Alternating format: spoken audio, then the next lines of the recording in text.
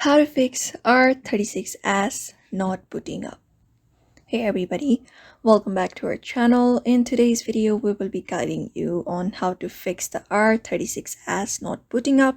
So without any delay, let's just jump right into the solutions. For that, the only solutions we have available is charging our console. So the R36S has a screen saver mode that plays games videos when left idle, which can drain the battery faster than you expect. So before trying any advanced troubleshooting, you can just follow up the steps. So the one thing is charging the console fully. For that, you can just go ahead and plug the R36S into a charger and then let it charge for a couple of hours. If the battery was low, it should boot properly once it has enough power. Otherwise, the second step is turning off the console when you're done using it.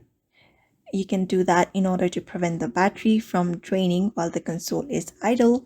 You can just make sure to power it off completely rather than leaving it in screen saver mode.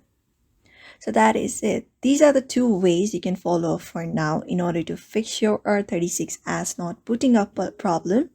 So therefore, I hope this video was helpful to you and thank you for watching this video, and I will see you on the next one.